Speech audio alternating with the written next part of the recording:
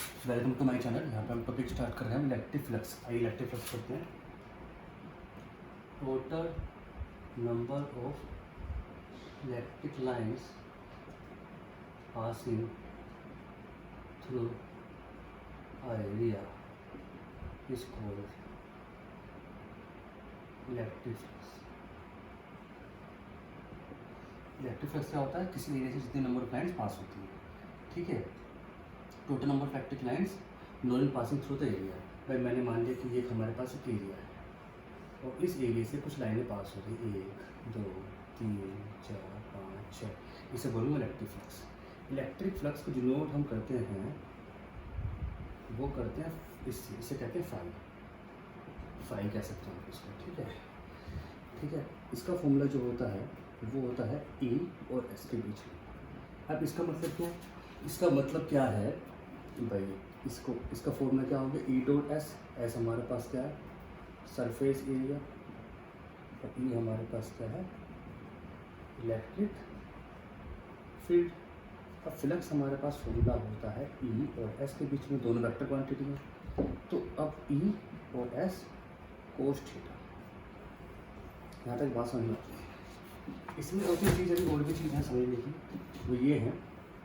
अब आप ये बोलोगे सर इस जो सरफेस है वो तो स्मॉल स्केलर क्वांटिटी होती है, वेक्टर क्वांटिटी कैसे?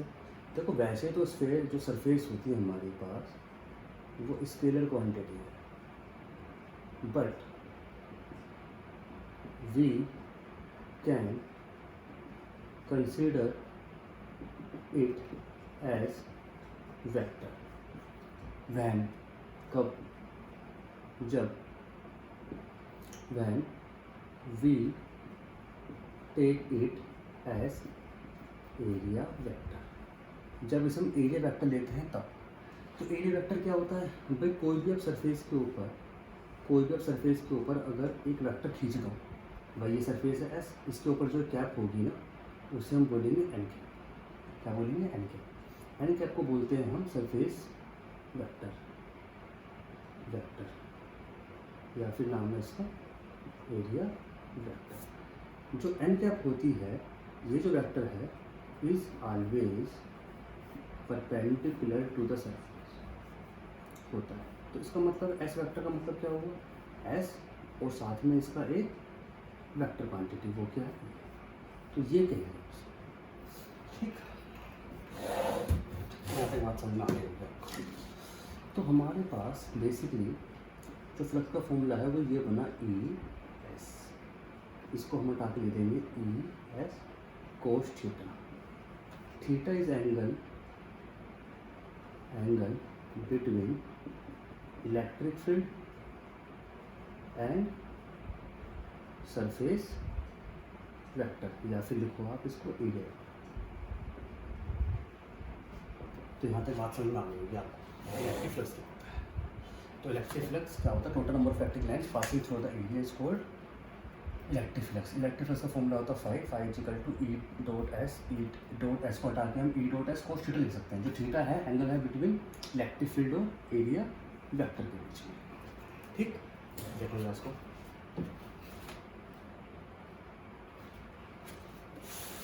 अगर आप फ्लक्स, चलो आप इधर आ जाओ सर, इसकी आप यूनिट निकालो और डायमेंशन निकालो। यूनिट निकालते हैं तो E और S। E की यूनिट कैसे निकालोगे आप बच्चों? बताना, याद करो। Force is equal to P into E। तो E is equal to F upon Q। तो न्यूटन पर कूलम। तो न्यूटन पर कूलम तो यूनिट हो गई किसकी? इलेक्ट्रिक फील्ड की। और S की क्या यूनिट हो गई? मीटर का स्क्वायर। तो इनको उठा के आप यहाँ पुट कर दो। तो फ्लक्स का फॉर्मूला बना, आपकी यूनिट बनी इसकी Newton per coulomb metre square. ये पेपर में आ सकता है, जो इम्पोर्टेंट है। पहली बात तो ये हो गई। डायमेंशन की बात करोगे आप, आ जाओ। फ्लक्स का फॉर्मूला क्या है? फ्लक्स का फॉर्मूला क्या है हमारा? ई और एस। ई की डायमेंशन लिख सकते हो आप force upon charge into S. Forces लिखते हो आप M L T minus 2। Charge कितनी होती है? 80। मैं काफ़ी बार बता चुका हूँ, लास्ट वीडियो में देखो आप। एस के एरिया के लिए एल स्क्वायर। तो फ्लक्स का फॉर्मूला बना M L Q T minus 2 T minus 1 तो बना बच्चों N L cube P minus 3। तो यहाँ तक आपके यूनिट भी हो गई और डायमेंशन भी हो गई किसकी, इलेक्ट्रिक फ्लक्स की। चलिए तो यहाँ पे तो आपकी बात कंप्लीट हो गई होगी, ज़्यादा मैं समझता हूँ आपको समझ में भी आ गई।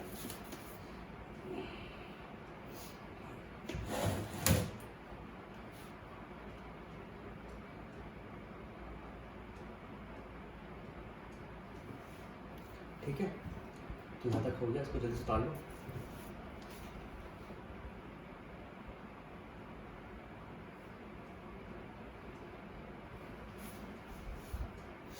यहाँ तक हो गया तो आगे बढ़ते हैं, इस क्वेश्चन को आगे बढ़ाते हैं। मैं आपको ये 2 केस दिखा रहा हूँ, ये क्वेश्चन पेपर में हमारे आया था 2016 के अंदर। केस नंबर 1, भाई एक हमारे पास बॉडी ऐसे है और एक बॉडी ऐसे, ठीक है, एक ऐसे है और एक ऐसे, ठीक। इसमें इलेक्ट्रिक फील्ड है हमारा ऐसे, इसमें इलेक्ट्रिक फील्ड है ऐसे। तो बताओ फ्लक्स कौन सा होगा, केस 1 है और केस 2, केस 1 केस 2। देखो इलेक्ट्रिक फील्ड तो हमारा ऐसे हो गया, जो एन कैप होता है मैंने क्या बताया था, हमेशा परपेंडिकुलर होता है एन कैप। तो यहाँ बना कितना 90 बनने की वजह से फॉर्मूला बनना E S cos theta, E S कोस 90 और कोस 90 बच्चों कितना होता है 0। तो फ्लक्स यहाँ पे कितना हो गया, तो यहाँ पे हो गया मिनिमम फ्लक्स, ठीक। अब आप यहाँ पे देखोगे तो ई तो साइड, इसका एन वेक्टर इस साइड होगा। बेसिकली एक किताब है, किताब को अब जैसे होगा वैसे ही होगा। तो ये हमारे पास पार्ट है, हमारे पास है ऐसे ही वाला, ठीक। इसके अंदर आप देखोगे ई एस कोस थीटा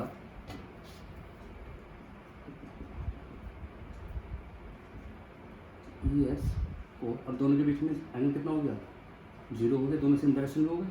तो कोस 0 और कोस बच्चों 0 कितना होता है 1 और फ्लक्स कितना हो गया ई इंटू एस। तो यहाँ मैक्सिमम फ्लक्स हुआ। तो यूनिट क्या है, डायमेंशन क्या है, फ्लक्स मैक्सिमम कब है, मिनिमम कब है, ये सारा मैंने बता दिया। तो आगे जल्दी से इसको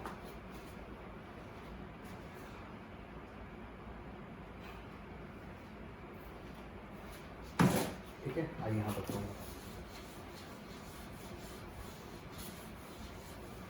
अभी फ्लक्स की कहानी यहाँ तक पूरी कंप्लीट हो चुकी है। अब मैं बात करूँगा गॉस थ्योरम। ये टॉपिक है गॉस थ्योरम और वो बहुत इंपॉर्टेंट है और पेपर में जनरली से क्वेश्चन पेपर में गॉस थ्योरम का। गॉस थ्योरम क्या है, total electric flux passing through, total electric flux passing through a closed surface is 1 upon epsilon naught times of total charge enclosed within the surface। अब मान लो आप ये मान लो कि ये हमारे पास एक सरफेस है, बोले एक सरफेस, ठीक है। इसके अंदर जो चार्ज है वो कितना है Q है। यहाँ से जितना भी इलेक्ट्रिक फ्लक्स हो रहा होगा इस पूरे एरिया से, वो क्या कह रहा है, जो फ्लक्स होगा, फ्लक्स कितना होगा बच्चों E इंटू एस, वो कह रहा है Q अपॉन एप्सिलॉन नॉट। ये Q अपॉन एप्सिलॉन नॉट, ठीक। अब मैं जरा इस बात को और डिटेल में बताता हूँ। डिटेल का मतलब ये है, देखो मैं यहाँ पे 2-3 चीज़ नोट करता हूँ, फिर इसको सही सीखना। देखो पहली बात, फ्लक्स इज इक्वल टू ई और एस, ये सही है, सही लिखा ई एस कोस थीटा, ये भी सही लिखा है, पहली बात सही है। अगर मैं यहाँ लिखूँ ई एस डी एस, ये इंटीग्रेट के साथ में अगर मैं ऐसे लिखूँ तो कैसे, तो ये सही गलत है, इंटीग्रेशन ऐसे। अब एक छोटा सा पार्ट ले लेते हैं, अब इसका फ्लक्स हम निकालें और पूरे को जोड़ दूँ, पूरे एरिया को, तो पूरा तो फ्लक्स निकलेगा। तो वही लिखा है डी एस, मतलब स्मॉल एरिया, ई डॉट डी एस। अब आप इसको ऐसे भी तो लिख सकते हो, फ्लक्स ई डी एस कोस थीटा। तो आप पे तरीके हैं दो, ये दो तरीके फ्लक्स लिखने के। अच्छा, अब इसका क्या मतलब है, इसका क्या मतलब है? देखो, इसका मतलब तो इंटीग्रेशन होता है। अब इस गोले का मतलब है क्लोज सरफेस। ये थ्योरम जो भी लगती है जब क्लोज सरफेस होता है, वरना नहीं। ठीक, अब आप कैसे लिखोगे इसको? अब आप इस लिखोगे कुछ इस तरह से, अब आप लिखोगे इस तरह से। तो किसी भी एरिया का फ्लक्स जो होता है वो होता है ई डॉट डी एस, उसका क्लोज सरफेस पूरे का is equal to 1/ε0 times of the charge in close area. ये बनी आपकी पूरी स्टेटमेंट, ये नोट है। ठीक, इसे कहते हैं गोस थ्योरम। तो गोस थ्योरम हमारी क्या कहती है? Total electric flux passing through a close surface area is 1/ε0 times the total charge enclose unit. जितनी पूरी बॉडी का चार्ज होगा उसके उसको अगर 1/ε0 से भाग कर दूं तो उतना फ्लक्स होगा। ये कह रहा है कौन? गोस थ्योरम। अब इसको प्रूफ करके देखते हैं। ठीक है, ऐसा रखता हूँ, बता दो पहले इसको।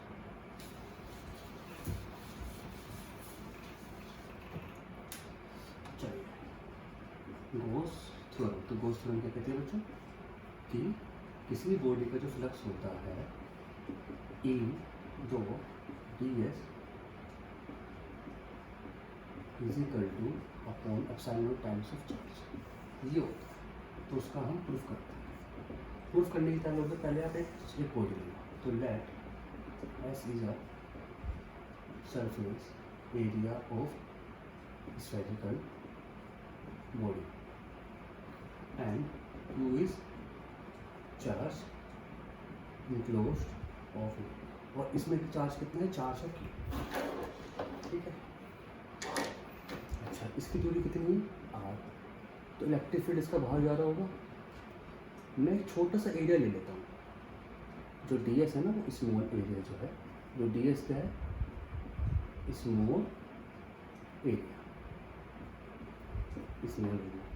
ये समझते ना अच्छी तरह से। अब क्या होगा, इस एरिया का एक एरिया वेक्टर होगा जिसको हम कहते हैं एन कैप, वो भी ऊपर को होगा। इलेक्ट्रिक फील्ड अगर आप वेक्टर फॉर्म में लेते हो तो इलेक्ट्रिक फील्ड का अपना एक आर कैप होता है, वो ऊपर को होगा। आर कैप का मतलब क्या है? आर कैप होता है यूनिट वेक्टर। ठीक, चलिए लेट एन वेक्टर हमारे पास क्या है? Area vector. Area vector. R vector क्या है हमारे पास? Unit vector. ये कहाँ मिलेगा आपको? जब आप वेक्टर फॉर्म लिखोगे किसकी? इलेक्ट्रिक फील्ड की। तो चलो अब हम लेफ्ट हैंड साइड लेते हैं। लेफ्ट हैंड साइड हमारे पास कितना है? E T S, E D S, E D S, E. अब इसको हटा के मैंने वेक्टर को कोष्ठक लगा दिया। अब यहाँ पे तो नोट करो एन वेक्टर और R vector in same direction. So theta की वैल्यू कितनी होगी बच्चों? 0 होगी। अब दोनों सेम डायरेक्शन में थीटा की वैल्यू कितनी होगी? 0 होगी। जब थीटा की वैल्यू 0 होगी तो आपके पास फ्लक्स कितना बैठेगा?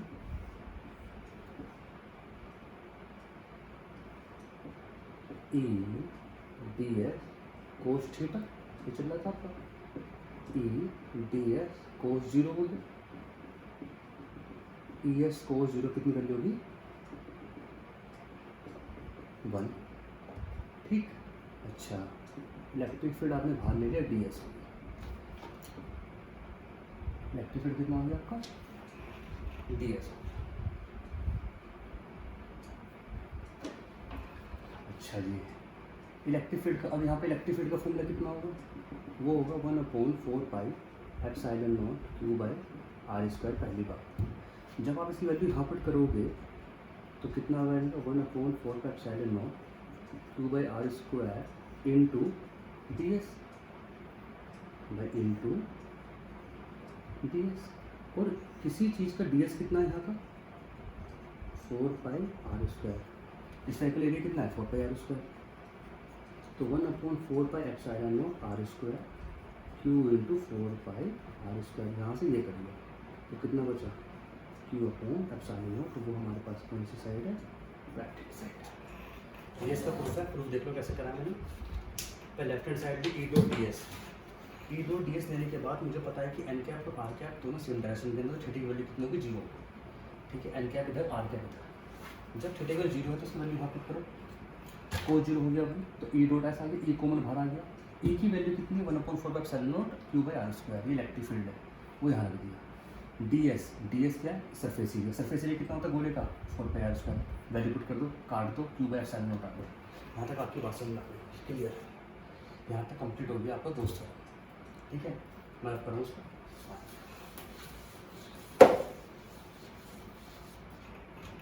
अब जरा समझते हैं चीज़ों को, क्या क्या पढ़ा हुआ है।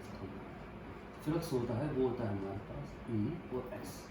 इसको हम लिख सकते हैं, यहाँ पर नोट कर रहा हूँ चीज़ों को, ई एस कोस थीटा।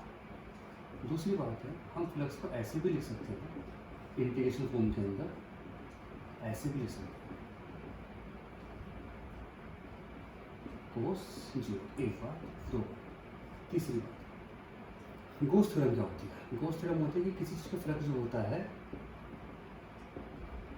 ये होता है। अच्छा, इलेक्ट्रिक फील्ड कितना होता है 1/4 pi epsilon naught Q by R square. पर आप इलेक्ट्रिक फील्ड अगर वेक्टर में लोगे तो कैसे बनेगा 4 pi epsilon naught Q by R square into R. अगर आप ऐसे ले लो तो कोई दिक्कत नहीं, वेक्टर लोगे तो S is equal to N cap.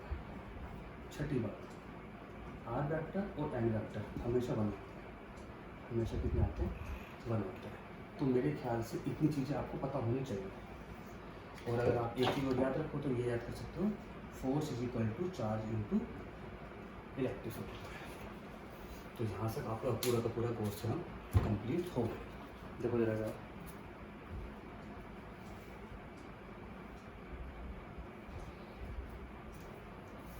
ठीक है, यहाँ तक बस यहाँ तक।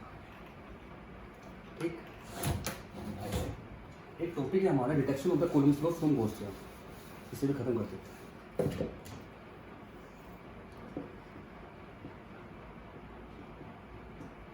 Deduction of Coulomb's law by Gauss theorem. Gauss theorem से कूलम्ब्स लॉ का डिडक्शन। आइए बात करते हैं कूलम्ब्स लॉ का डिडक्शन करना किससे गॉस थ्योरम से। तो क्या गॉस थ्योरम कितनी होती है हमारे पास भाई flux is equal to E dot D S is equal to Q by epsilon. E D S लगाओगे तो वेक्टर लगेगा। तो मैं यहीं से ले लेता हूँ उसका लेफ्ट हैंड साइड ई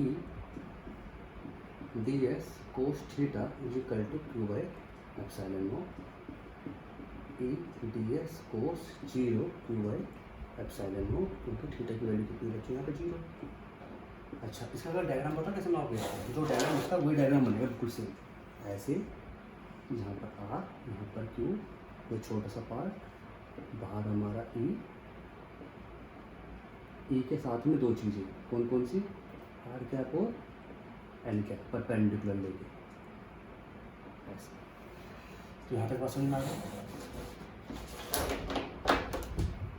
इलेक्ट्रिक फील्ड आप निकालोगे तो डी एस बनेगा क्यू बाई एप्सिलॉन नॉट। ये बनेगा हमारा 4 pi R square Q by epsilon naught. तो इलेक्ट्रिक फील्ड का फॉर्मूला कितना आ गया बच्चों 1/4 pi epsilon naught R square. ठीक है, यहाँ तक आ गया। तो अब कितना हुआ इलेक्ट्रिक फील्ड का formula 1/4 pi epsilon naught Q upon R square. Electric field हो गया।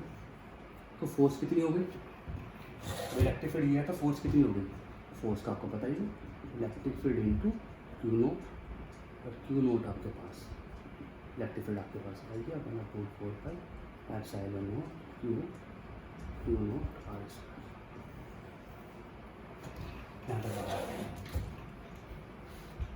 ठीक है, अभी तक हमने क्या क्या पढ़ा, इलेक्ट्रिक फ्लक्स क्या होता है, इलेक्ट्रिक फ्लक्स की यूनिट क्या है, डायमेंशन क्या है, इस सरफेस वेक्टर क्या है, इलेक्ट्रिक फील्ड मैक्सिमम का होता है, मिनिमम का होता है, गॉस थ्योरम क्या है, गॉस थ्योरम प्रूफ कैसे करते हैं, गॉस थ्योरम के बाद डिडक्शन कैसे करते हैं। ठीक है, यहाँ तक हमारा पूरा पार्ट कंप्लीट हो चुका है। अब इसकी एप्लीकेशन है, फिर चैप्टर खत्म हो जाएगा आपका। इसके साथ में एक डायग्राम बना दूँ, बस एक डायग्राम हो रहा है, ये डायग्राम है इलेक्ट्रिक फील्ड लाइंस का of plane sheet. Plane sheet से इलेक्ट्रिक फील्ड लाइंस कैसे बनती हैं, बहुत सिंपल है, कुछ नहीं है, ऐसे बनाना है आपको, और एक लाइन खींच देनी है, आपको लाइन खींच देनी हो ऐसे,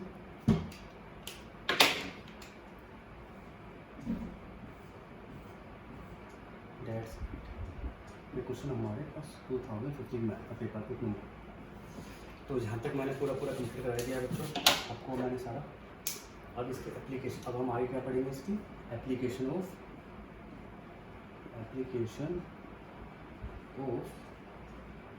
गॉस थ्योरम।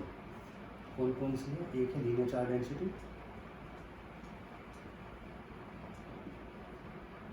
एक है प्लेन शीट